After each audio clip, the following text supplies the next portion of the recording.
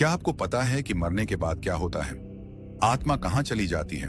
मृत्यु के बाद पाप पुण्य का हिसाब कैसे होता है? क्या मरने के बाद भी दुख दर्द होता है? इस सभी प्रश्नों का उत्तर हिंदू धर्म के पवित्र ग्रंथ गरुण पुराण में वर्णित है। इस ग्रंथ में पंछीराज गरुण और भगवान विष्णु के बीच संवाद का वर्णन है। आज हम इस पुस्तक के पहले अध्याय को सुनाने वाले हैं। दोस्तों, अगर आप अभी तक इस चैनल को सब्सक्राइब नहीं किया है तो प्लीज चैनल को सब्सक्राइब कर लें। अगर कहानी पसंद आए तो एक लाइक जरूर करिएगा। पंछीराज गरुड़ ने भगवान विष्णु से कहा, हे देव, आपने भक्ति मार्ग का अनेक प्रकार से मेरे समक्ष वर्णन किया है और भक्तों को प्राप्त होने वाली उत्तम गति के विषय में भी कहा है। अब हम भयंकर यम मार्ग के विषय में सुनना चाहते हैं। हमने सुना है कि आपकी भक्ति से विमुख प्राणी नरक में जाते हैं। भगवान का नाम सुगमता पूर्वक लिया जा सकता है। व्यक्ति का जीभ उसके वश में है तो भी लोग नरक में जाते हैं। ऐसे अधम मनुष्यों को बार बार धिक्कार है। इसीलिए हे भगवान, पापियों को यम तक पहुंचने में जो गति प्राप्त होती है तथा उन्हें यम मार्ग में किस प्रकार का दुख प्राप्त होता है, उस दुख के बारे में विस्तार से बताने की कृपा करें। श्री भगवान बोले, हे पंछीराज गरुण, जो व्यक्ति हमेशा पाप करता रहता है, जिसकी आत्मा दया धर्म से रहित है, जो लोग दुष्ट लोगों की संगति करते हैं, खुद को अहंकार वश स्वयं प्रतिष्ठित मानते हैं, धन धान्य के मद में चूर है, जो राक्षसी प्रकृति के है, जो भोग विलास और मोह माया में लिप्त हैं, ऐसे व्यक्ति मरने के बाद नरक में जाते हैं। और वही दूसरी ओर जो व्यक्ति ज्ञानशील है, सत्संगति में रहते हैं, उन्हें मोक्ष की प्राप्ति होती है। अतः हे पक्षीराज, जिन लोगों को नरक की प्राप्ति होती है, उन्हें यम लोक तक पहुंचने में जो यम यातनाएं दी जाती हैं, उसके बारे में सुनो। एक इंसान जब पुण्य और पाप के फलों को पूर्व में भोग कर कर्म के संबंध से उसे कोई शारीरिक रोग हो जाता है, मानसिक और शारीरिक रोग से युक्त तथा जीवन धारण करने की आशा से उत्कंठित उस व्यक्ति की जानकारी के बिना काल उसके समीप आ पहुंचता है।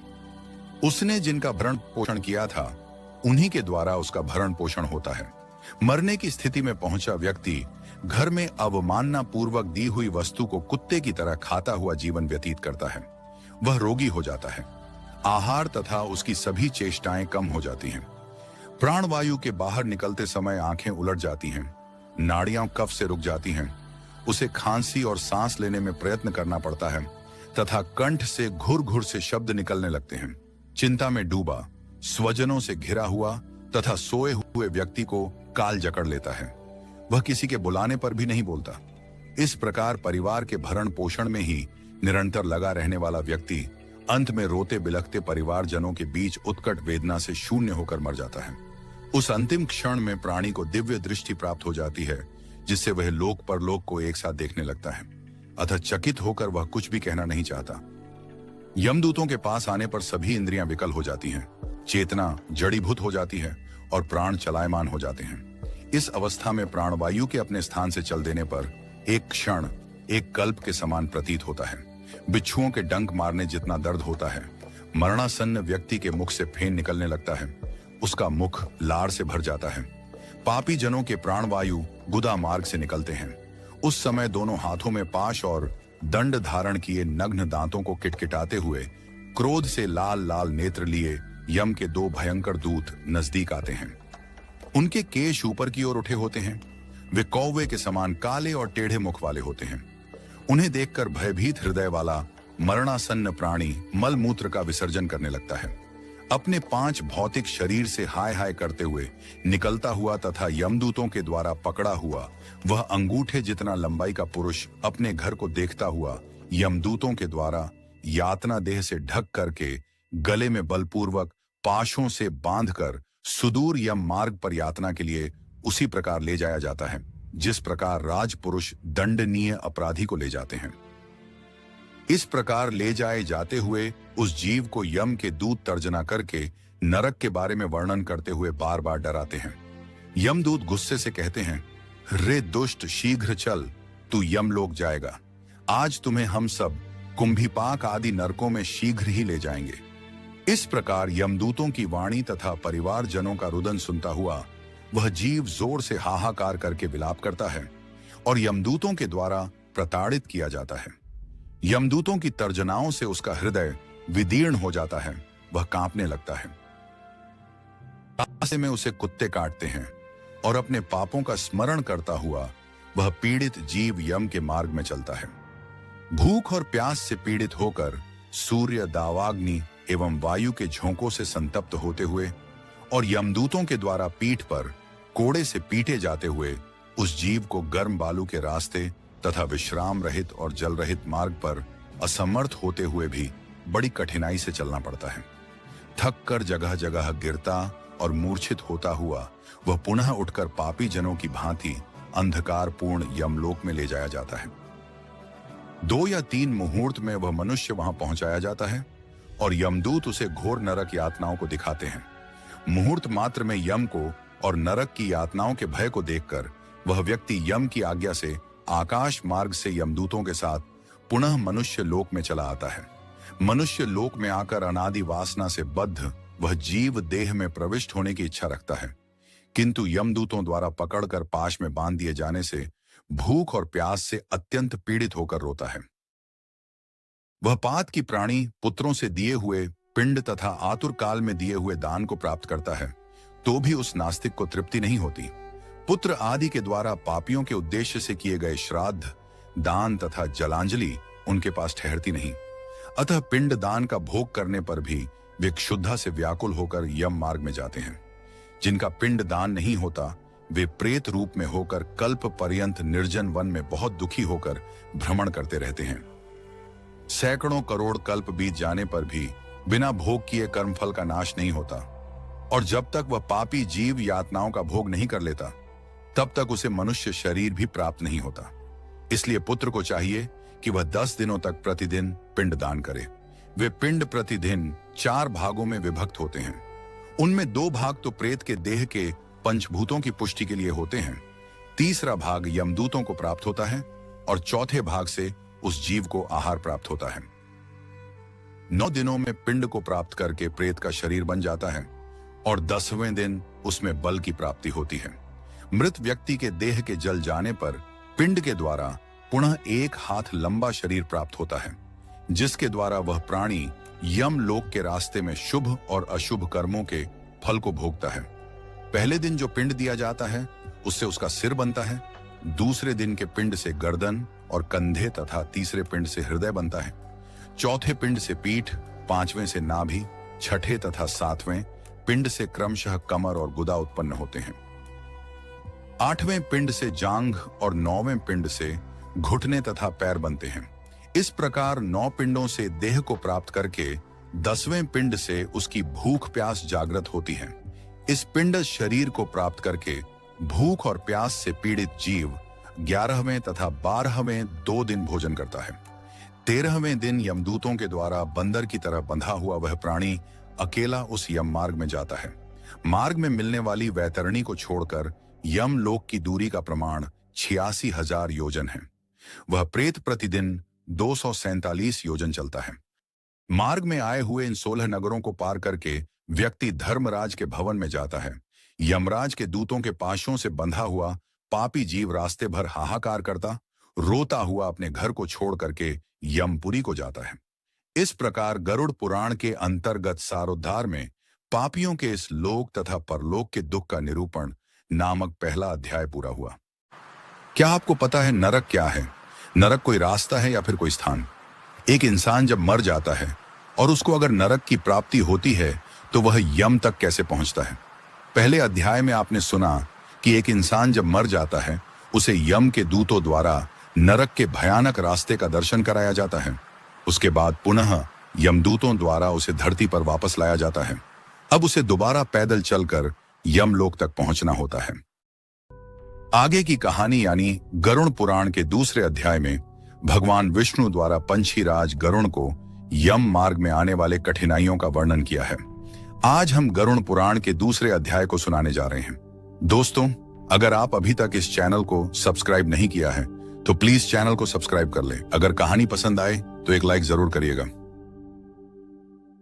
श्री भगवान बोले, हे पंछीराज, महान दुख प्रदान करने वाले यम मार्ग के बारे में अब मैं तुम्हें बताने जा रहा हूं।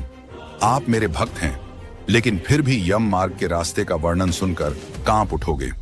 यम मार्ग में 16 नगर बनाए गए हैं। वहां वृक्ष की छाया नहीं है जहां प्राणी आराम कर सके। उस मार्ग में भोजन आदि भी नहीं है जिनसे कि वह अपना भूख मिटा सके।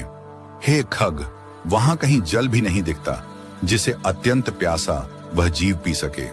वहां 12 सूर्य प्रलय काल की भांति तपते रहते हैं। उस रास्ते में जाता हुआ पापी कभी बर्फीली हवा से पीड़ित होता है तो कभी कांटे चुभते हैं और कभी महाविषधर सर्पों के द्वारा डसा जाता है। वह कहीं शेर, चीतों और भयंकर कुत्तों द्वारा खाया जाता है, कहीं बिच्छुओं द्वारा डसा जाता है और कहीं उसे आग में जलाया जाता है। तब वह कहीं अति भयंकर असिपत्र वन नामक नरक में पहुंचता है जो 2000 योजन विस्तार वाला रास्ता है। उस वन में कौवे, उल्लू, गिद्ध जैसे खतरनाक पंछियां रहते हैं। उस वन के चारों ओर आग जलती रहती है। असिपत्र के पत्तों से वह जीव उस वन में छिन्न भिन्न हो जाता है। कहीं अंधे कुएं में गिरता है, कहीं विकट पर्वत से गिरता है, कहीं छूरे की धार पर चलना पड़ता है तो कहीं कीलों के ऊपर चलता है, कहीं घने अंधकार में गिरता है, कहीं उग्र भय उत्पन्न करने वाले जल में गिरता है, कहीं झोंकों से भरे हुए कीचड़ में गिरता है तो कहीं ज्वालामुखी के कीचड़ में गिरता है, कहीं तपती हुई बालू से व्याप्त और कहीं धधकते हुए ताम्रमय मार्ग, कहीं अंगार की अत्यधिक धुएं से भरे हुए मार्ग पर उसे चलना पड़ता है। कहीं अंगार की वर्षा होती है, कहीं बिजली गिरने के साथ शिलावृष्टि होती है, कहीं रक्त की, कहीं शस्त्र की और कहीं गर्म जल की वर्षा होती है, कहीं खारे कीचड़ की वर्षा होती है। मार्ग में कहीं गहरी खाई है, कहीं पर्वत की चढ़ाई है और कहीं गुफाओं में प्रवेश करना पड़ता है। उस मार्ग में कहीं घना अंधकार है तो कहीं दुख से छड़ी जाने योग्य कंकड़ पत्थर हैं, कहीं मवाद, खून तथा मल से भरे हुए तालाब हैं। यम मार्ग के बीचों बीच अत्यंत उग्र और घोर वैतरणी नदी बहती है। वह 100 योजन चौड़ी है, उसमें मवाद और खून बहते रहते हैं। उसके तट पर हड्डियों का ढेर लगा रहता है। मांस और रक्त के कीचड़ वाली वह नदी बहुत ही कष्टदायी है। वह नदी अथाह गहरी होने के कारण दुर्गम है। वह विशालकाय घड़ियालों से व्याप्त है और सैकड़ों प्रकार के घोर पंछी उसके ऊपर मड़राते रहते हैं। हे गरुड़, आए हुए पापी को देखकर वह नदी ज्वाला और धूम से भरकर कड़ाह में रखे घी की भांति खौलने लगती है। वह नदी सुई के समान मुख वाले भयानक कीड़ों से चारों ओर व्याप्त है। वज्र के समान चोंच वाले बड़े बड़े गिद्ध एवं कौओं से घिरी हुई है। वह नदी शिशुमार, मगर, जोंक, मछली, कछुए तथा अन्य मांस भक्षी जलचर जीवों से भरी पड़ी है। भूख और प्यास से व्याकुल होकर पापी जीव रक्त का पान करते हैं। वह नदी झागपूर्ण रक्त के प्रवाह से व्याप्त, महाघोर, अत्यंत गर्जना करने वाली, देखने में दुख पैदा करने वाली तथा भयावह है। उसके दर्शन मात्र से पापी चेतना शून्य हो जाते हैं। बिच्छू तथा काले सांपों से व्याप्त उस नदी के बीच में गिरे हुए पापियों की रक्षा करने वाला कोई नहीं होता।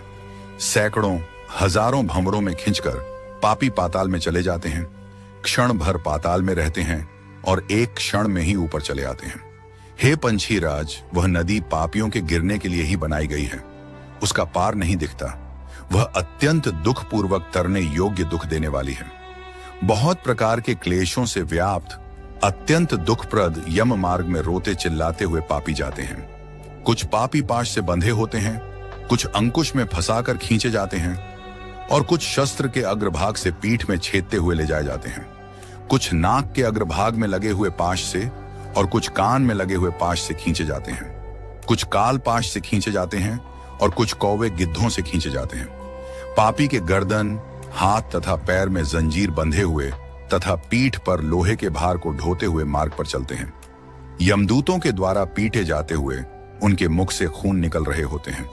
निकल रहे खून को पुनः पीते हुए जाते हैं।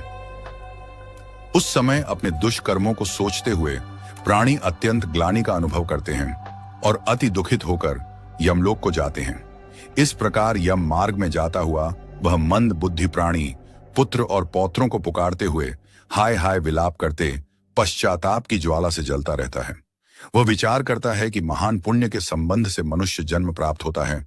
उसे प्राप्त कर भी मैंने धर्माचरण नहीं किया। यह मैंने क्या किया? मैंने दान नहीं दिया, अग्नि में हवन नहीं किया, तपस्या नहीं की, देवताओं की पूजा नहीं की, विधि विधान से तीर्थ सेवा नहीं की। अतः हे जीव, जो तुमने किया है उसी का फल भोगो। तुमने कभी सत्पुरुषों की सेवा नहीं की, कभी भी दूसरों का उपकार नहीं किया, इसलिए हे जीव, जो तुमने किया है अब उसी का फल भोगो। मनुष्यों और पशु पक्षियों के लिए जलहीन प्रदेश में जलाशय का निर्माण नहीं किया, गायों की आजीविका के लिए थोड़ा भी प्रयास नहीं किया, इसलिए हे देही, तुमने जो किया है उसी से अपना निर्वाह करो।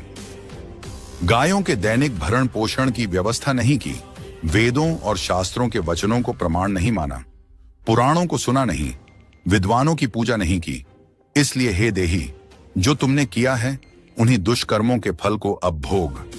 नारी जीव भी पश्चाताप करते हुए कहती है, मैंने पति की हित कर आज्ञा का पालन नहीं की, पतिव्रत्य धर्म का कभी पालन नहीं की और गुरुजनों को गौरव उचित सम्मान नहीं दी, इसलिए हे देहिन, जो तुमने किया है उसी का अब फल भोग।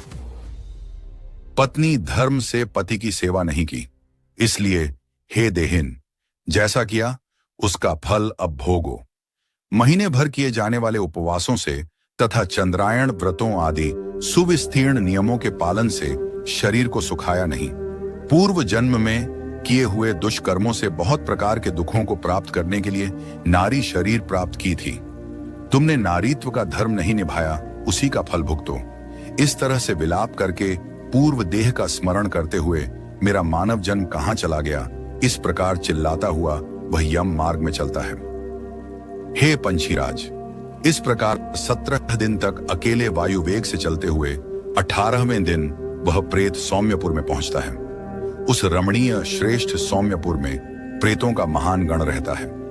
वहां पुष्पभद्रा नदी और अत्यंत प्रिय दिखने वाला वट वृक्ष है। उस पुर में यमदूतों के द्वारा उसे विश्राम कराया जाता है। वहां दुखी होकर वह पुत्रों के द्वारा प्राप्त सुखों का स्मरण करता है। वह अपने धन, पुत्र, पौत्र आदि के विषय में जब सोचने लगता है तो वहां रहने वाले यम के किंकर उसे कहते हैं, धन कहां है, पुत्र कहां है, पत्नी कहां है, मित्र कहां है, बंधु बांधव कहां है? हे मूढ़, अपने कर्म से अर्जित फल को ही भोगता है, इसलिए दीर्घ काल तक इस यम मार्ग पर चल। हे परलोक के राही, तू यह जानता है कि राहगीरों का बल और संबल पथ ही होता है, जिसके लिए तूने प्रयास तो किया नहीं। तू यह भी जानता था कि तुम्हें निश्चित ही इस मार्ग पर चलना है और इस रास्ते पर कोई भी लेन देन हो नहीं सकता। हे मनुष्य, क्या तुमने इसे सुना नहीं था? क्या तुमने पुराणों के वचन सुने नहीं थे? इस प्रकार कहकर मुदगरों से पीटा जाता हुआ वह जीव गिरते पड़ते दौड़ते हुए बलपूर्वक पाशों से खींचा जाता है। यहाँ स्नेह अथवा कृपा के कारण पुत्र पौत्रों द्वारा दिए हुए मासिक पिंड को खाता है। उसके बाद वह जीव सौरिपुर को प्रस्थान करता है। उस सौरिपुर में काल के रूप को धारण करने वाला जंगम नामक राजा रहता है। उसे देखकर वह जीव भयभीत होकर विश्राम करना चाहता है। उस पुर में गया हुआ वह जीव अपने स्वजनों के द्वारा दिए हुए त्रैपाक्षिक अन्न जल को खाकर उस पुर को पार करता है। उसके बाद शीघ्रता पूर्वक वह प्रेत नगेंद्र भवन की ओर जाता है और वहां भयंकर वनों को देख दुखी होकर रोता है। दया रहित दूतों के द्वारा खींचे जाने पर वह बार बार रोता है और 2 मास के अंत में वह दुखी होकर वहां जाता है। बांधवों द्वारा दिए गए पिंड, जल, वस्त्र का उपभोग करके यम किंकरों के द्वारा पाश से बार बार खींचकर पुनः आगे ले जाया जाता है। 3रे मास में वह गंधर्व नगर को प्राप्त होता है और वहां त्रैमासिक पिंड खाकर आगे चलता है। 4थे मास में वह शैलागमपुर में पहुंचता है और वहां उस जीव के ऊपर बहुत अधिक पत्थरों की वर्षा होती है। वहां 4थे मासिक पिंड को खाकर वह कुछ सुखी होता है। उसके बाद 5वें महीने में वह प्रेत क्रौंचपुर पहुंचता है। क्रौंचपुर में स्थित वह प्रेत वहां बांधवों द्वारा हाथ से दिए गए 5वें मासिक पिंड को खाकर आगे क्रूरपुर की ओर चलता है। 5.5 महीने के बाद बांधवों द्वारा प्रदत्त ऊनशाण मासिक पिंड और घटदान से तृप्त होकर वह वहां आधे मुहूर्त तक विश्राम करके यमदूतों के द्वारा डराए जाने पर दुख से कांपता हुआ उस पुर को छोड़कर चित्र भवन नामक पुर को जाता है, जहां यम का छोटा भाई विचित्र नामक राजा राज्य करता है। उस विशाल शरीर वाले राजा को देखकर जब वह जीव डर से भागता है, तब सामने आकर कैवर्त उससे यह कहते हैं, हम इस महावैतरणी नदी को पार करने वालों के लिए नाव लेकर आई हैं। यदि तुम्हारा इस प्रकार का पुण्य हो तो इसमें बैठ सकते हो। तत्वदर्शी मुनियों ने दान को ही वितरण कहा है। यह वैतरणी नदी वितरण के द्वारा ही पार की जा सकती है। इसलिए इसको वैतरणी कहा जाता है। यदि तुमने वैतरणी गौ का दान किया हो तो नौका तुम्हारे पास आएगी, अन्यथा नहीं। उस प्रेत को देखकर वह नदी खौलने लगती है और उसे देखकर प्रेत अत्यंत विलाप करने लगता है। जिसने अपने जीवन में कभी दान दिया ही नहीं है, ऐसा पाप आत्मा उसी वैतरणी में डूबता है। तब आकाश मार्ग से चलने वाले दूत उसके मुख में कांटा लगाकर बंसी से मछली की भांति उसे खींचते हुए पार ले जाते हैं। वहां षाण्मासिक पिंड खाकर वह अत्यधिक भूख से पीड़ित होकर विलाप करता हुआ आगे के रास्ते पर चलता है। 7वें महीने में वह बहवापतपुर को जाता है और वहां अपने पुत्रों द्वारा दिए हुए सप्तम मासिक पिंड को खाता है। हे पंछीराज गरुड़, उस पुर को पार कर वह दुखद नामक पुर को जाता है। आकाश मार्ग से जाता हुआ वह महान दुख प्राप्त करता है।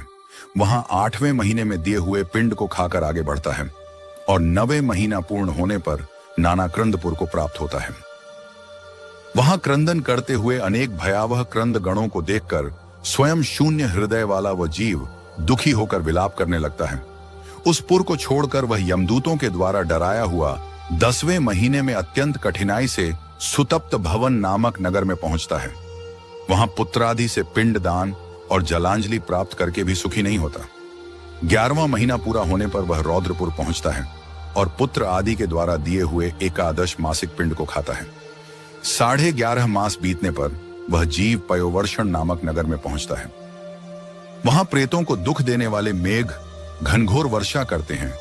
वहां पर दुखी वह प्रेत के पिंड को खाता है। इसके बाद वर्ष पूरा होने पर वह जीव सिताद्य नामक नगर को प्राप्त होता है। वहां बर्फ से भी 100 गुनी अधिक महान ठंड पड़ती है। शीत से दुखी वह जीव इस आशा से 10 दिशाओं में देखता है कि शायद कहीं कोई हमारा कोई पहचान वाला हो जो मेरे दुख को दूर कर सके। तब यम के दूत कहते हैं, तुम्हारा ऐसा पुण्य कहाँ है? फिर वार्षिक पिंड को खाकर वह धैर्य धारण करता है। उसके बाद वर्ष के अंत में यमपुर के निकट पहुंचने पर वह प्रेत बहुभीतिपुर में जाकर हाथ भर माप के अपने शरीर को छोड़ देता है। हे पक्षी, पुनः कर्म भोग के लिए अंगुष्ठ मात्र के वायु स्वरूप यातना देह को प्राप्त करके वह यम दूतों के साथ जाता है। हे गरुण, जिन्होंने और्ध्व दैहिक मरणकालिक दान नहीं दिए हैं, वे यम दूतों के द्वारा दृढ़ बंधनों से बंधे हुए अत्यंत कष्ट से यमपुर को जाते हैं।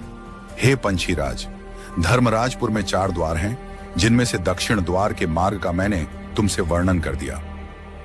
इस महान भयंकर मार्ग में भूख प्यास और श्रम से दुखी जीव जिस प्रकार जाते हैं वह सब मैंने बतला दिया। अब और क्या सुनना चाहते हो? इस प्रकार गरुड़ पुराण के अंतर्गत सारोद्धार में यम मार्ग निरूपण नामक दूसरा अध्याय पूरा हुआ। क्या आपको पता है कि यमलोक में मरे हुए इंसान को दिया गया दंड का निर्धारण कैसे होता है? धर्मराज को इंसान द्वारा किए गए पाप पुण्य के बारे में कौन बताता है? किस प्रकार से पापी इंसान को दंडित किया जाता है? क्या यमराज के गुप्तचर हमें देख रहे हैं? तो चलिए आज गरुड़ पुराण के 3रे अध्याय से इन सभी प्रश्नों का उत्तर जानते हैं।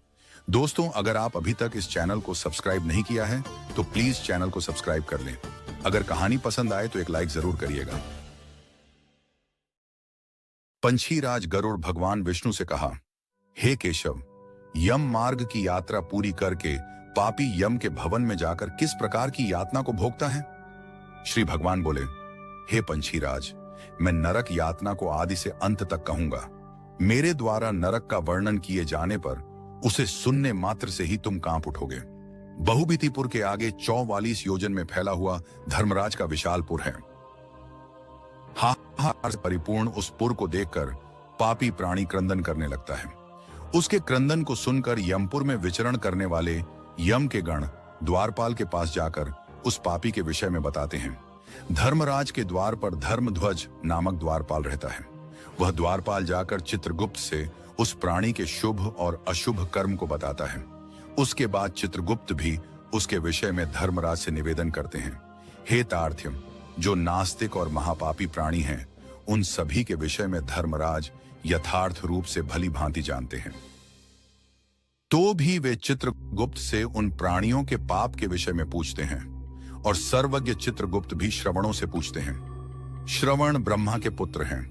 वे स्वर्ग, पृथ्वी तथा पाताल में विचरण करने वाले तथा दूर से ही किसी भी इंसान के बारे में सुन एवं जान लेने वाले हैं। उनके नेत्र सुदूर के दृश्यों को भी देख लेने वाले हैं। श्रवणी नाम की उनकी कई पत्नियां भी उसी प्रकार के स्वरूप वाली हैं, अर्थात श्रवणों के समान ही अंतर्यामी हैं। वे स्त्रियों की सभी प्रकार की चेष्टाओं को तत्वतः जानती हैं। मनुष्य छिपकर अथवा प्रत्यक्ष रूप से जो कुछ करता और कहता है, वह सब श्रवण एवं श्रवणियां चित्रगुप्त से बताते हैं। वे श्रवण और श्रवणियां धर्मराज के गुप्तचर हैं, जो मनुष्य के मानसिक, वाचिक और कायिक सभी प्रकार के शुभ और अशुभ कर्मों को ठीक ठीक जानते हैं। मनुष्य और देवताओं के अधिकारी वे श्रवण और श्रवणियां सत्यवादी हैं। उनके पास ऐसी शक्ति है जिसके बल पर वे मनुष्य कृत कर्मों को बतलाते हैं। व्रत, दान और सत्य वचन से जो मनुष्य उन्हें प्रसन्न करता है, उसके प्रति वे सौम्य तथा स्वर्ग और मोक्ष प्रदान करने वाले हो जाते हैं। वे सत्यवादी श्रवण पापियों के पाप कर्मों को जानकर धर्मराज के सम्मुख यथावत कह देने के कारण पापियों के लिए दुखदायी हो जाते हैं। सूर्य, चंद्रमा, वायु, अग्नि, आकाश, भूमि, जल, हृदय, यम, दिन, रात, दोनों संध्याएं और धर्म, ये मनुष्य के वृत्तांत को जानते हैं। धर्मराज, चित्रगुप्त, श्रवण और सूर्य आदि मनुष्य के शरीर में स्थित सभी पाप और पुण्यों को पूर्णतया देखते हैं। इस प्रकार पाप के विषय में सुनिश्चित जानकारी प्राप्त करके यम पापी बुलाकर अपना अत्यंत भयंकर रूप दिखाते हैं। वे पापी यम के ऐसे भयंकर रूप को देखते हैं, जो हाथ में दंड लिए हुए, बहुत बड़ी काया वाले, भैंसे के ऊपर बैठे, प्रलय कालीन मेघ के समान आवाज वाले, काजल के समान काले, अयुद्धों के कारण भयंकर, 32 भुजाओं वाले, 3 योजन के लंबे चौड़े विस्तार वाले, गोल नेत्र वाले, बड़ी बड़ी दाढ़ों के कारण भयंकर मुख वाले, लाल लाल आंखों वाले और लंबी नाक वाले हैं। मृत्यु और ज्वर से संयुक्त होने के कारण चित्रगुप्त भी भयावह हैं। यम के समान भयानक सभी दूत उनके समीप पापियों को डराने के लिए गरजते रहते हैं। उन चित्रगुप्त को देखकर भयभीत होकर पापी हाहाकार करने लगता है। दान न करने वाला वह पाप आत्मा कांपता है और बार बार विलाप करता है। तब चित्रगुप्त यम की आज्ञा से क्रंदन करते हुए और अपने पाप कर्मों के विषय में सोचते हुए उन सभी प्राणियों से कहते हैं, अरे पापियों, दुराचारियों, अहंकार से दूषितों, तुम अविवेकियों ने क्यों पाप कमाया है? काम से, क्रोध से तथा पापियों की संगति से जो पाप तुमने किया है, वह दुख देने वाला है।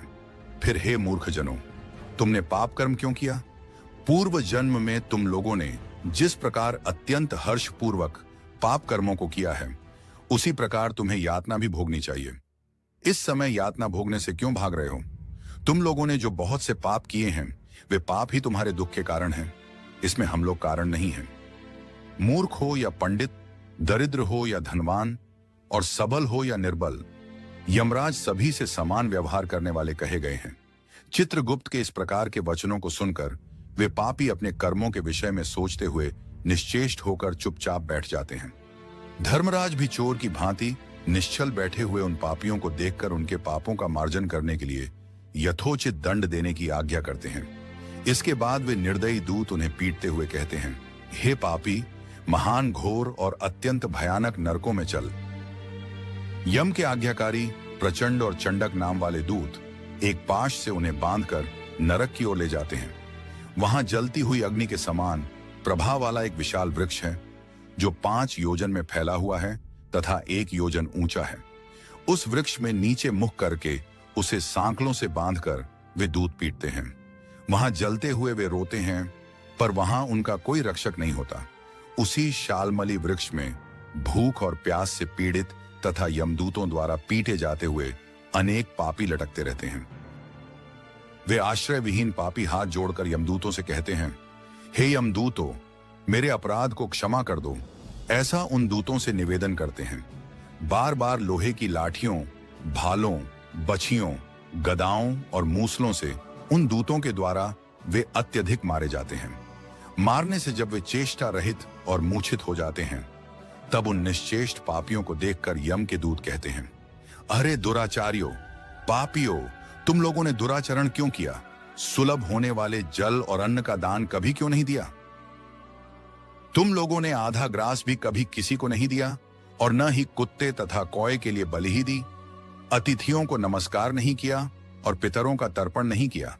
यमराज तथा चित्रगुप्त का उत्तम ध्यान भी नहीं किया और उनके मंत्रों का जप नहीं किया, जिससे तुम्हें यह यात्रा नहीं होती।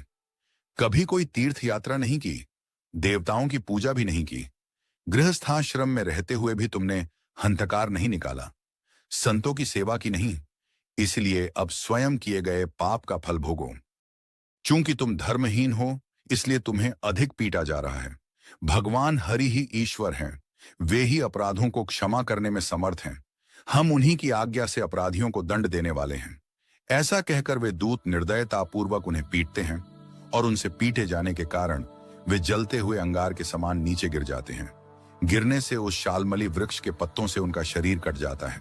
नीचे गिरे हुए उन प्राणियों को कुत्ते खाते हैं। उन पापियों के मुख में यमदूत धूल भर देते हैं तथा कुछ पापियों को विविध पाशों से बांधकर पीटते हैं। कुछ पापी आर्य से काष्ठ की भांति 2 टुकड़ों में किए जाते हैं और कुछ भूमि पर गिराकर कुल्हाड़ी से खंड खंड किए जाते हैं। कुछ को गड्ढे में आधा गाड़कर सिर में बाणों से भेदन किया जाता है। कुछ दूसरे पैरने वाले यंत्र में डालकर गन्ने की भांति पेरे जाते हैं। कुछ को चारों ओर से जलते हुए अंगारों से युक्त जलती हुई लकड़ी से ढक करके लौहपिंड की भांति धधकाया जाता है। कुछ को घी के खौलते हुए कड़ाहे में, कुछ को तेल के कड़ाहे में तले जाते हुए बड़े की भांति इधर उधर चलाया जाता है। किन्हीं को मतवाले गजेंद्रों के सम्मुख रास्ते में फेंक दिया जाता है। किन्हीं को हाथ और पैर बांधकर अधोमुख लटकाया जाता है। किन्हीं को कुएं में फेंका जाता है। किन्हीं को पर्वतों से गिराया जाता है। कुछ दूसरे कीड़ों से युक्त कुंडों में डुबो दिए जाते हैं, जहां वे कीड़ों के द्वारा व्यथित होते हैं। कुछ पापी वज्र के समान चोंच वाले बड़े बड़े कौओं, गीधों और मांस भोजी पक्षियों द्वारा शिरोदेश में, नेत्र में और मुख में चोंचों से आघात करके नोचे जाते हैं। कुछ दूसरे पापी, जिससे वह पूर्व जन्म में वस्तु या पैसे उधार लिया था, वे उससे अपना उधार वापस मांगते हुए कहते हैं, मेरा धन दो, मेरा धन दो। यमलोक में मैंने तुम्हें देख लिया है, मेरा धन तुम्ही ने लिया है। नरक में इस प्रकार विवाद करते हैं, तब पापियों के अंगों से मांस नोचकर यमदूत उन्हें देते हैं। इस प्रकार उन पापियों को प्रताड़ित करके यम की आज्ञा से यमदूत खींचकर घोर नरकों में फेंक देते हैं। उस वृक्ष के समीप में ही दुखों से भरा नरक है, जिनमें प्राप्त होने वाले दुखों का वर्णन वाणी से नहीं किया जा सकता। हे पंछीराज, नरकों की संख्या 84 लाख है। उनमें से अत्यंत भयंकर और प्रमुख नरकों की संख्या 21 है। तामिस्र, लोहशंकु, महारौरव, शालमली, रौरव, कुडमल, कालसूत्रक, पूतिमृतिक, संघात, लोहितोद, सविश, संप्रतापन, महानिरय, काकोल, संजीवन, महापट, अवीची, अंधतामिस्त्र, कुंभीपाक, संप्रतापन तथा तपन, ये 21 नरक हैं। ये सभी अनेक प्रकार की यातनाओं से परिपूर्ण होने के कारण अनेक भेदों से परिकल्पित हैं। अनेक प्रकार के पापों का फल इनमें प्राप्त होता है और ये यम के दूतों से अधिष्ठित हैं। इन नरकों में गिरे हुए मूर्ख, पापी, अधर्मी जीव कल्प पर्यंत उन नरक यातनाओं को भोगते हैं। तामिस्र और अंधतामिस्र तथा रौरव आदि नरकों की जो यातनाएं हैं, उन्हें स्त्री और पुरुष पारस्परिक संग से निर्मित कर भोगते हैं। इस प्रकार कुटुंब का भरण पोषण करने वाला अथवा केवल अपना पेट भरने वाला भी यहाँ कुटुंब और शरीर दोनों छोड़कर मृत्यु के अनंतर इस प्रकार का फल भोगता है।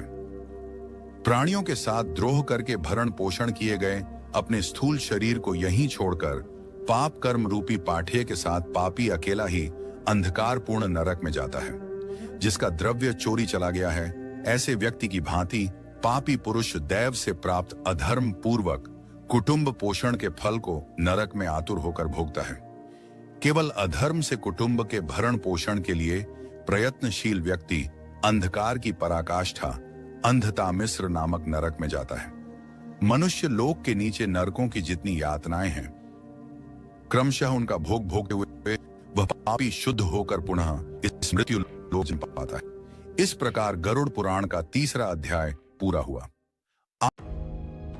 पंछीराज गरुड़ भगवान विष्णु से पूछते हैं कि वह कौन से पाप है जिस कारण मनुष्य यमलोक जाते हैं। वह कौन सा पाप है जिस कारण से मनुष्य श्रापित वैतरणी नदी में गिरते हैं, और वह कौन सा पाप है जिस कारण मनुष्य को नरक की प्राप्ति होती है। आज की कहानी में हम पंछीराज गरुड़ द्वारा भगवान विष्णु से पूछे जाने वाले इन सभी सवालों पर भगवान विष्णु द्वारा दिए गए जवाब को सुनाने वाले हैं। दोस्तों, अगर आप अभी तक चैनल को सब्सक्राइब नहीं किया है तो प्लीज चैनल को सब्सक्राइब कर लें। अगर कहानी पसंद आए तो एक लाइक जरूर करिएगा। श्री भगवान बोले, सदा पाप कर्मों में लगे हुए शुभ कर्म से विमुख प्राणी एक नरक से दूसरे नरक को, एक दुख के बाद दूसरे दुख को तथा एक भय के बाद दूसरे भय को प्राप्त होते हैं। धार्मिक जन धर्मराजपुर में 3 दिशाओं में स्थित द्वारों से जाते हैं और पापी पुरुष दक्षिण द्वार के मार्ग से ही वहां जाते हैं।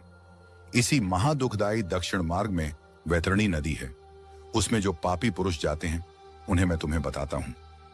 जो ज्ञानियों की हत्या करने वाले, दारू शराब पीते हैं, गौ हत्यारे, बाल हत्यारे, स्त्री की हत्या करने वाले, गर्भपात करने वाले और गुप्त रूप से पाप करने वाले हैं। जो गुरु के धन को हरण करने वाले, देवता अथवा ज्ञानियों का धन हरण करने वाले, स्त्री द्रव्यहारी, बाल द्रव्यहारी हैं। जो आरण लेकर न लौट आने वाले, धरोहर का अपहरण करने वाले, विश्वासघात करने वाले, विष रूपी भोजन देकर मार डालने वाले, दूसरे के दोष को ग्रहण करने वाले, गुणों की प्रशंसा न करने वाले, गुणवानों के साथ दुर्व्यवहार करने वाले, नीच मनुष्यों के साथ संबंध रखने वाले, मूढ़ सत्संगति से दूर रहने वाले हैं। जो तीर्थों, सज्जनों, सत्कर्मों, गुरुजनों और देवताओं की निंदा करने वाले हैं। पुराण, वेद, मीमांसा, न्याय और वेदांत को दूषित करने वाले हैं। दुखी व्यक्ति को देखकर प्रसन्न होने वाले, प्रसन्न को दुख देने वाले, दुर्वचन बोलने वाले तथा सदा दूषित चित्त वृत्ति वाले हैं। जो हितकर वाक्य और शास्त्रीय वचनों को कभी न सुनने वाले, अपने को सर्वश्रेष्ठ समझने वाले, घमंडी, मूर्ख होते हुए अपने को विद्वान समझने वाले हैं। ये तथा अन्य बहुत पापों का अर्जन करने वाले अधर्मी जीव रात दिन रोते हुए यम मार्ग में जाते हैं। यमदूतों के द्वारा पीटे जाते हुए वे पापी वैतरणी की ओर जाते हैं और उसमें गिरते हैं। ऐसे उन पापियों के विषय में मैं तुम्हें बताता हूं जो माता पिता, गुरु, आचार्य तथा पूज्य जनों को अपमानित करते हैं। वे मनुष्य वैतरणी में डूबते हैं। जो पुरुष पतिव्रता, सच्चरित्र, उत्तम कुल में उत्पन्न, विनय से युक्त स्त्री को द्वेष के कारण छोड़ देते हैं, वे वैतरणी में पड़ते हैं। जो हजारों गुणों के होने पर भी सत्पुरुषों में दोष का आरोपण करते हैं और उनकी अवहेलना करते हैं, वे वैतरणी में पड़ते हैं। वचन दे करके जो ब्राह्मण को यथार्थ रूप में दान नहीं देता है और बुला करके जो व्यक्ति नहीं है ऐसा कहता है, वे दोनों सदा वैतरणी में निवास करते हैं।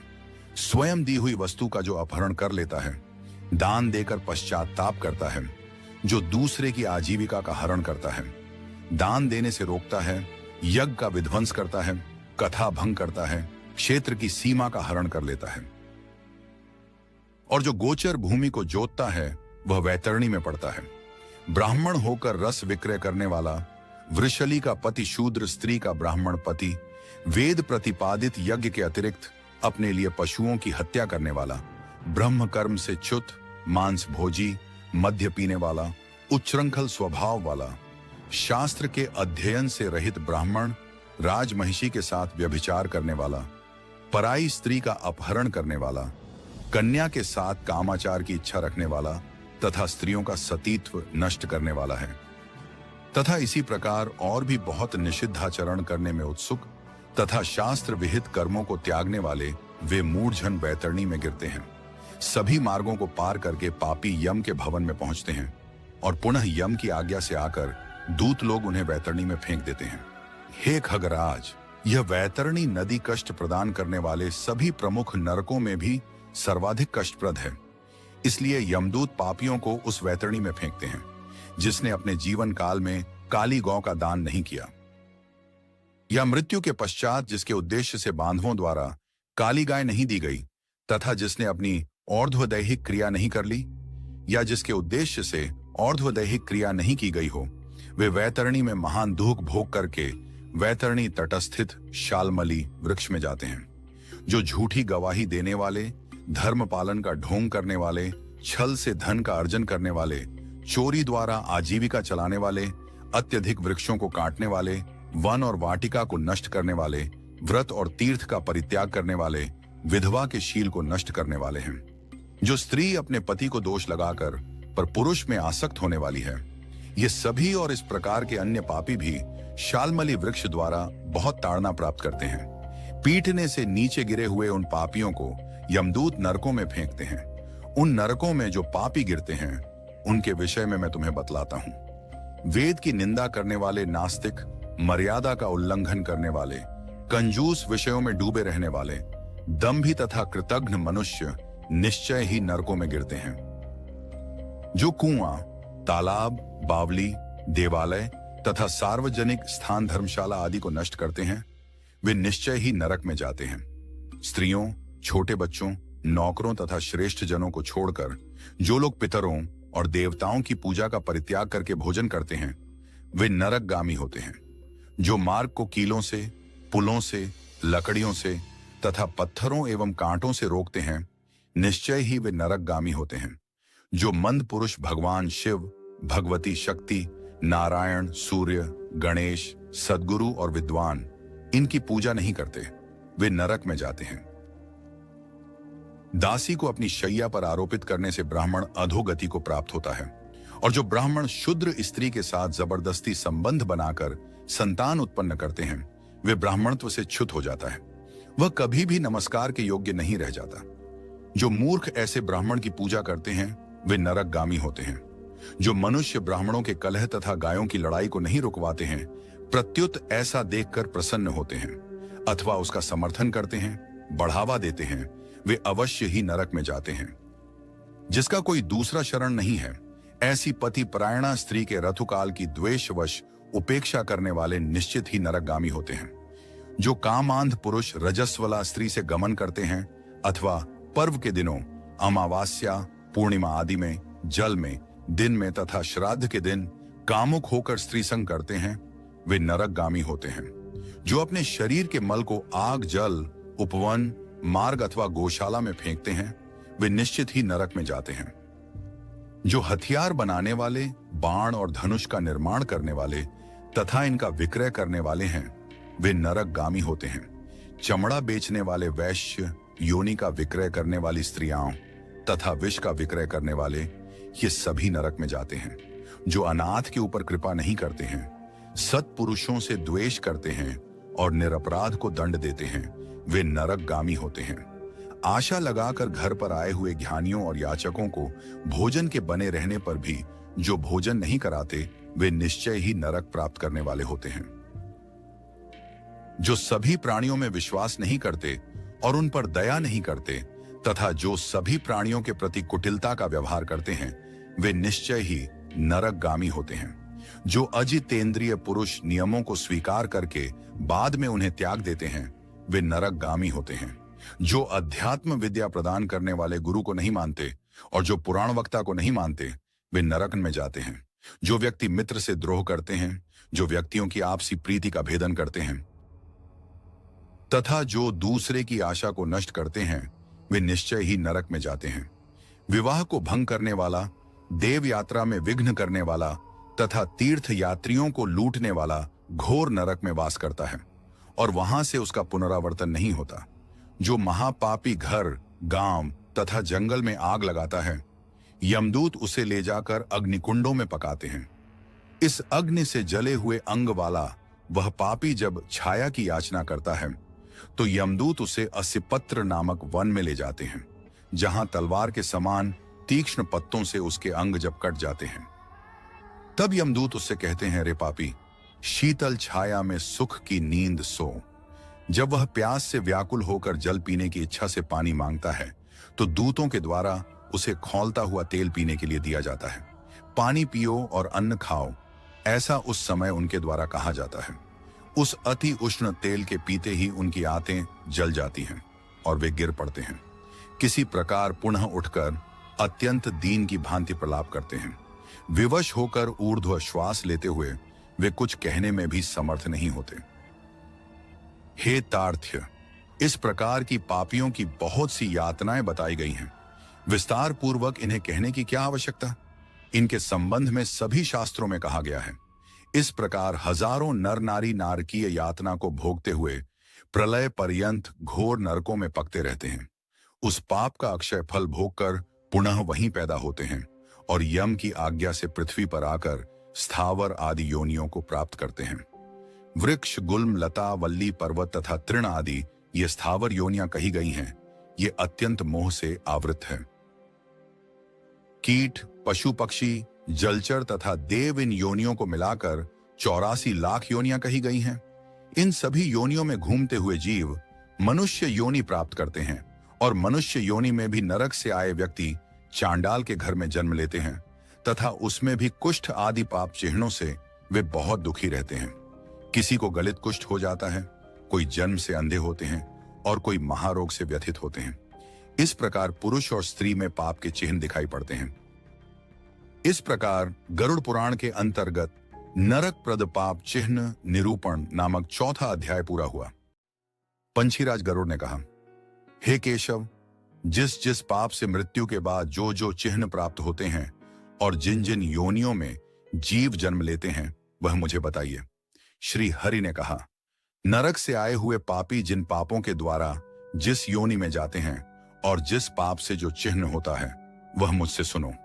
ब्रह्म हत्यारा क्षय रोगी होता है, गाय की हत्या करने वाला मूर्ख और कुबड़ा होता है, कन्या की हत्या करने वाला कोढ़ी होता है, गर्भपात कराने वाला भिल्ल होकर रोगी होता है, गुरु पत्नी के साथ व्यभिचार करने वाला चर्म रोगी होता है, मांस का भोजन करने वाले का अंग अत्यंत लाल होता है, मद्य पीने वाले के दांत काले होते हैं, लालचवश भक्षण करने वाले ब्राह्मण को महोदर रोग होता है, जो दूसरे को दिए बिना मिष्टान्न खाता है उसे गले में गंडमाला रोग होता है, श्राद्ध में अपवित्र अन्न देने वाला श्वेत कुष्ठी होता है, गर्व से गुरु का अपमान करने वाला मनुष्य मृगी का रोगी होता है, वेद शास्त्र की निंदा करने वाला निश्चित ही पांडु रोगी होता है, परस्त्री गमन करने वाला नपुंसक होता है, झूठी गवाही देने वाला गूंगा, पंक्ति भेद करने वाला काना, विवाह में विघ्न डालने वाला व्यक्ति ओष्ठ रहित और पुस्तक चुराने वाला जन्मांध होता है,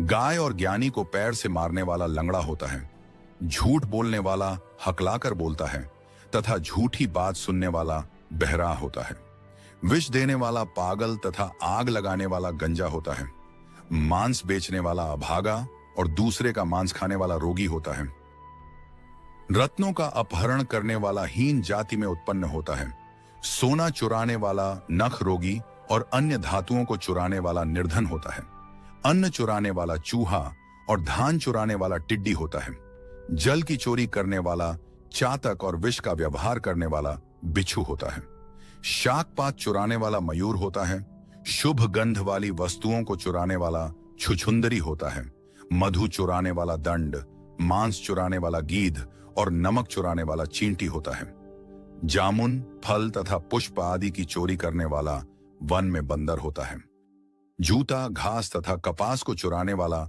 भेड़ियोनी में उत्पन्न होता है, जो क्रूर कर्मों से आजीविका चलाने वाला है, मार्ग में यात्रियों को लूटता है और जो आखेट का व्यसन रखने वाला है वह कसाई के घर का बकरा होता है, विष पीकर मरने वाला पर्वत पर काला नाग होता है, जिसका स्वभाव अमर्यादित है वह निर्जन वन में हाथी होता है, बलिवैश्व देव न करने वाले तथा सब कुछ खा लेने वाले ब्राह्मण, क्षत्रिय, वैश्य और बिना परीक्षण किए भोजन कर लेने वाले व्यक्ति निर्जन वन में व्यग्र होते हैं। जो ब्राह्मण गायत्री का स्मरण नहीं करता और जो संध्योपासन नहीं करता, जिसका अंतः स्वरूप दूषित तथा बाह्य स्वरूप साधु की तरह प्रतीत होता है, वह ब्राह्मण बगुला होता है। जिनको यज्ञ नहीं करना चाहिए उनके यहाँ यज्ञ कराने वाला ब्राह्मण गांव का सुअर होता है, क्षमता से अधिक यज्ञ कराने वाला गधा तथा बिना आमंत्रण के भोजन करने वाला कौवा होता है। जो सत्पात्र शिष्य को विद्या नहीं प्रदान कराता वह ब्राह्मण बैल होता है। गुरु की सेवा न करने वाला शिष्य बैल और गधा होता है।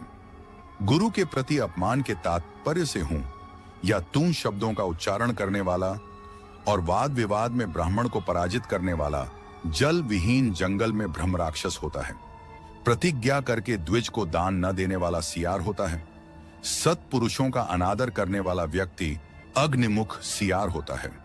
मित्र से द्रोह करने वाला पर्वत का गीध होता है और क्रय में धोखा देने वाला उल्लू होता है। वर्ण आश्रम की निंदा करने वाला वन में कबूतर होता है। आशा को तोड़ने वाला और स्नेह को नष्ट करने वाला, द्वेषवश स्त्री का परित्याग कर देने वाला बहुत काल तक चकोर होता है। माता पिता गुरु से द्वेष करने वाला तथा बहन और भाई से शत्रुता करने वाला, हजारों जन्मों तक गर्भ में या योनि में नष्ट होता रहता है। सास व शुर को अपशब्द कहने वाली स्त्री तथा नित्य कलह करने वाली स्त्री जलझोंक होती है और पति की भर्त्सना करने वाली नारी जूं होती है। अपने पति का परित्याग करके पर पुरुष का सेवन करने वाली स्त्री चमगीदड़ी, छिपकली अथवा दो मुंह वाली सर्पिणी होती है। सगोत्र की स्त्री के साथ संबंध बनाकर अपने गोत्र को विनष्ट करने वाला लकड़बग्घा और शल्लकशाही होकर रीछ योनि में जन्म लेता है। तापसी के साथ व्यभिचार करने वाला कामी पुरुष मरु प्रदेश में पिशाच होता है और अप्राप्त यौवन से संबंध करने वाला वन में अजगर होता है। गुरु पत्नी के साथ गमन की इच्छा रखने वाला मनुष्य गिरगिट होता है। राजपत्नी के साथ गमन करने वाला ऊंट तथा मित्र की पत्नी के साथ गमन करने वाला गधा होता है। गुदा गमन करने वाला सुअर होता है। जो महाकामी होता है वह काम लंपट घोड़ा होता है। किसी के मरणा शौच में एकादशाह तक भोजन करने वाला कुत्ता होता है। देवद्रव्य भोक्ता देवलक ब्राह्मण मुर्गे की योनि प्राप्त करता है। जो ब्राह्मणाधम द्रव्यार्जन के लिए देवता की पूजा करता है वह देवलक कहलाता है। वह देव कार्य तथा पितृ कार्य के लिए निंदनीय है। महापातक से प्राप्त अत्यंत घोर एवं दारुण नरकों का भोग प्राप्त करके व्यक्ति कर्म के क्षय होने पर पुनः इस मृत्युलोक में जन्म लेते हैं। ब्रह्म हत्यारा गधा ऊंट और महिषी की योनि प्राप्त करता है तथा सुरापान करने वाले भेड़िया कुत्ता एवं सियार की योनि में जाते हैं। स्वर्ण चुराने वाला कृमि कीट तथा पतंग की योनि प्राप्त करता है। गुरु पत्नी के साथ गमन करने वाला क्रमशः तृण गुल्म तथा लता होता है। परस्त्री का हरण करने वाला, धरोहर का हरण करने वाला तथा ब्राह्मण के धन का अपहरण करने वाला ब्रह्म राक्षस होता है। ब्राह्मण का धन कपट स्नेह से खाने वाला 7 पीढ़ियों तक अपने कुल का विनाश करता है और बलात्कार तथा चोरी के द्वारा खाने पर जब तक चंद्रमा और तारकों की स्थिति होती है तब तक वह अपने कुल को जलाता है। लोहे और पत्थर के चूर्ण तथा विष को व्यक्ति पचा सकता है, पर तीनों लोकों में ऐसा कौन व्यक्ति है जो ज्ञानी के धन को पचा सकता है।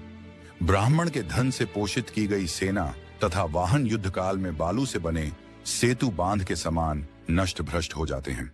देवद्रव्य का उपभोग करने से अथवा ब्रह्मस्व का हरण करने से या ब्राह्मण का अतिक्रमण करने से कुल पतित हो जाते हैं।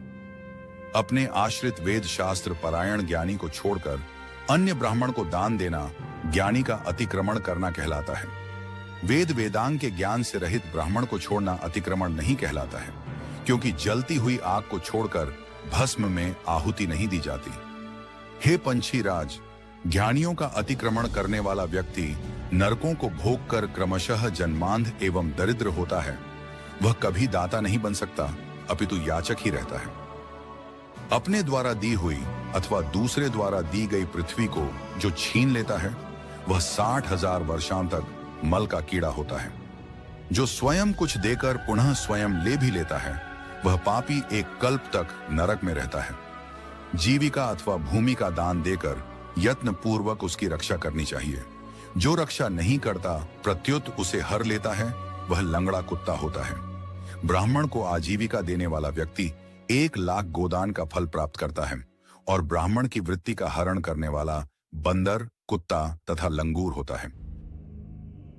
हे खगेश्वर, प्राणियों को अपने कर्म के अनुसार लोक में पूर्वोक्त योनियां तथा शरीर पर चिन्ह देखने को मिलते हैं। इस प्रकार पाप करने वाले जीव नारकीय यातनाओं को भोगकर अवशिष्ट पापों को भोगने के लिए इन पूर्वोक्त योनियों में जाते हैं। इसके बाद हजारों जन्मों तक पशु पक्षी का शरीर प्राप्त करके वे बोझा ढोने आदि कार्यों से दुख प्राप्त करते हैं। फिर पक्षी बनकर वर्षा, शीत तथा धूप से दुखी होते हैं।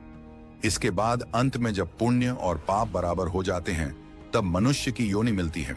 स्त्री पुरुष के संबंध से वह गर्भ में उत्पन्न होकर क्रमशः गर्भ से लेकर मृत्यु तक के दुख प्राप्त करके पुनः मर जाता है। इस प्रकार सभी प्राणियों का जन्म और विनाश होता है। यह जन्म मरण का चक्र चारों प्रकार की सृष्टि में चलता रहता है। मेरी माया से प्राणी रहट की तरह ऊपर नीचे की योनियों में भ्रमण करते रहते हैं। कर्मपाश से बंधे रहकर कभी वे नरक में और कभी भूमि पर जन्म लेते हैं। दान न देने से प्राणी दरिद्र होता है। मनुष्य पाप के प्रभाव से नरक में जाता है और नरक से लौटकर पुनः दरिद्र और पुनः पापी होता है। प्राणी के द्वारा किए गए शुभ और अशुभ कर्मों का फल उसे अवश्य ही भोगना पड़ता है, क्योंकि सैकड़ों कल्पों के बीत जाने पर भी बिना भोग के कर्म फल का नाश नहीं होता।